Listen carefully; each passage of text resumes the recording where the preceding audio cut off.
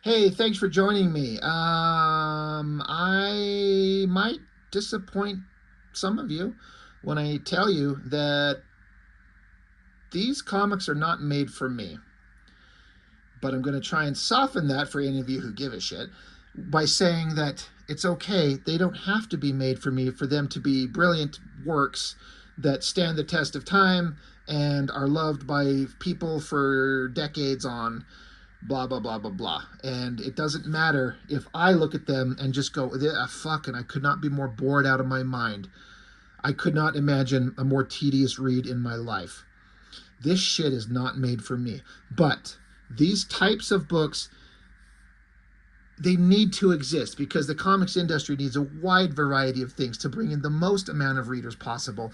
It absolutely should not be a comics industry of just superheroes punching the shit out of each other with ridiculous over the top 90s bullshit art. There needs to be a wide variety of things. And I'm glad that things like this exist. And I'm glad that they're hyper popular and respected. Specifically talking about the Vertigo line, the Sandman stories, the Death character, all that type of stuff. Not just these books specifically.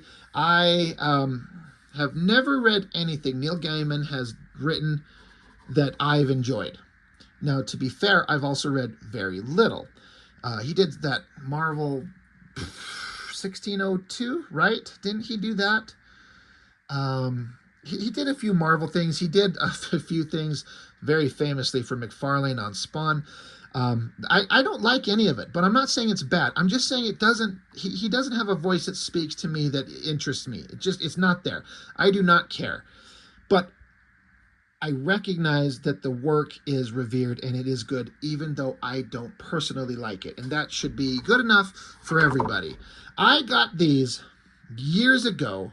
It's a 3-issue series, and I did not pick up issue 3. I might have got it later. I think I might have it floating around, but I got these first two solely for the art. Chris Bachalo. I don't remember exactly the time frame of when he was on Generation X as compared to this. This is like 96. When did Generation X start? I'm not really sure. I feel like it's around this time. But anyway, I got it because I was really kind of getting into his artwork. He has some kind of magical, different, alternate, very varied style from the stuff I was really into at the time, from the Jim Lees and Liefelds and Silvestris and the Image guys and all that flashy bullshit. He's got a I don't even know how to describe it or how to kind of explain what Chris Bacalo's art looks like. It's something simple and clear. When he wants to be clear, he could get hyper confusing. Go look at what that book Steampunk that he did. Could not track what was going on in that book for the life of me. But when he kind of keeps it simple, it looks fantastic. But so I got it for two reasons, because Chris Bacalo was really getting into his art, and I'd heard so much about the Sandman stuff and the Death character and this Neil Gaiman guy. And so I picked it up, and I'm like, I could not have been more bored out of my mind. This is just, it's obviously, it's not superhero shit. It's not action adventure fun. It's storytelling when he's trying to say something. And that's great. Comics need to have that. I am not interested. Visually, great opening shot, the rain. I love the coloring with the lightning bolt. Great establishing shot. Close up on a door. Flip it over, and there's some girl running out into the rain. Looks like she's holding a child. And then we cut over to this other scene. Bacalo's art takes small panels, like this entire page. He's not using the full canvas intentionally. Smaller panels, everything reduced down. And then you got this girl, for whatever reason, flying through the air. And it's just this tiny little drawing. You know, a lot of artists would do some big, bombastic, explosive thing. And I don't think that that would suit the vibe of what they're going for. Not that I'm an expert on what the vibe is supposed to be. I don't know what this girl is. She's up there flying around. She's falling through the sky. Storytelling's clear and interesting, but I did, when I got this, I flipped it open.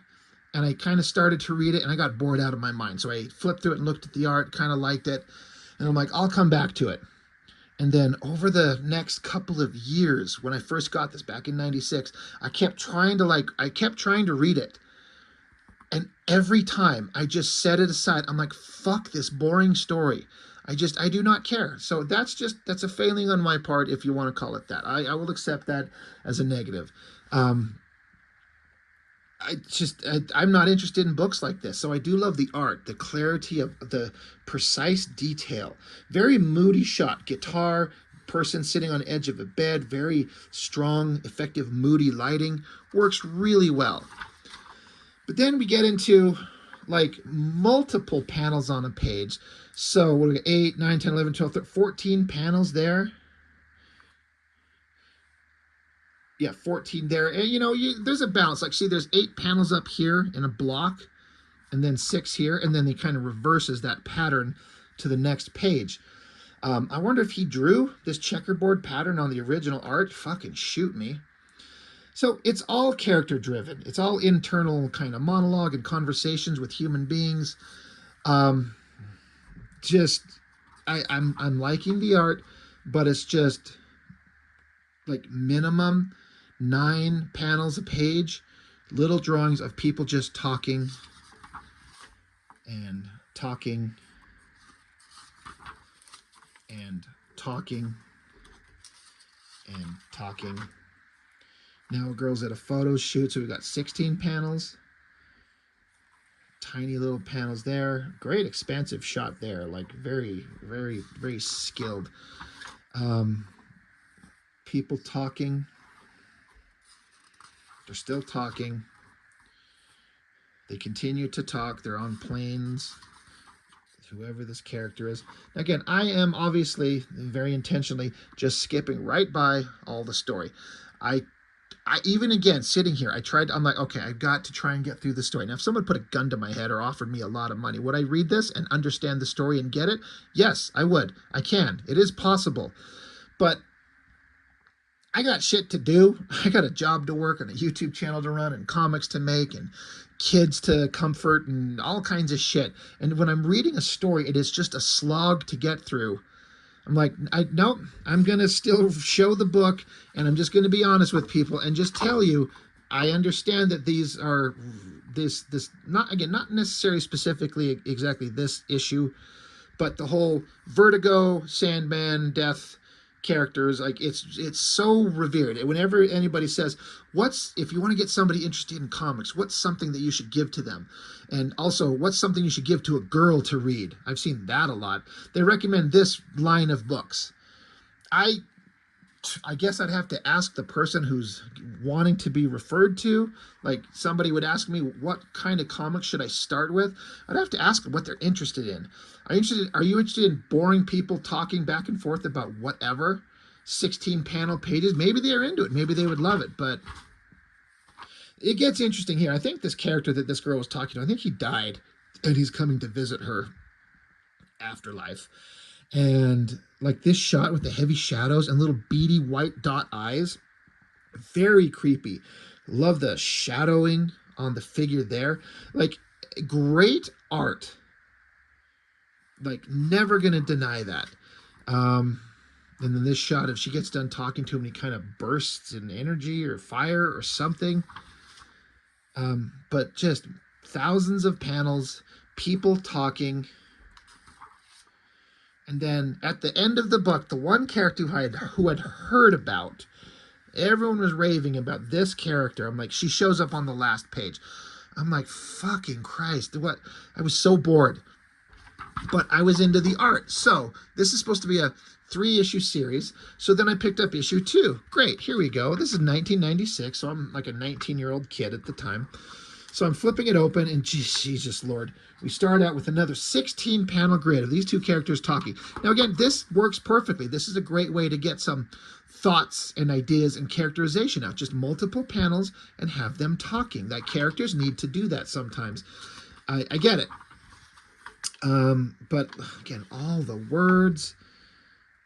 I love the designy stuff going on here with the butterfly wings and the interesting like art design going on. It's weird. It's great. It looks like it fits exactly what this kind of story should have, whatever the hell that may be. But here's where I got pissed. It's a 3-issue series. We're on book 2.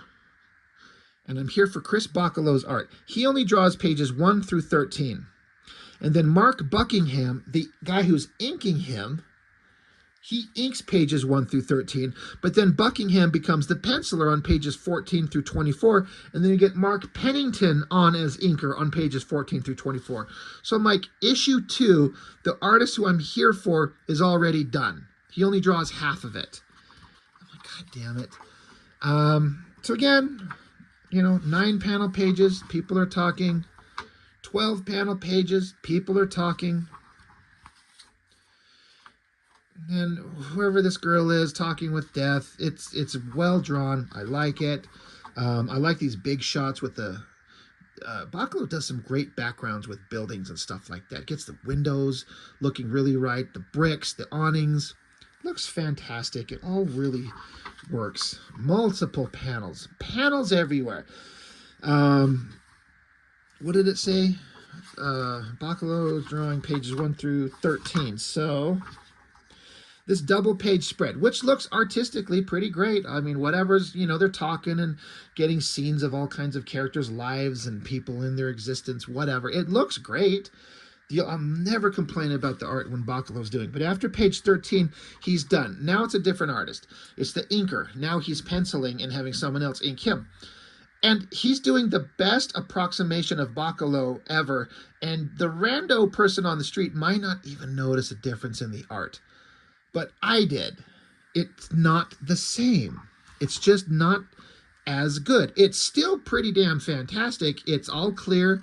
It's just as clear as anything else that had been going on previous. But Bachalo's got some kind of magic with his work that just...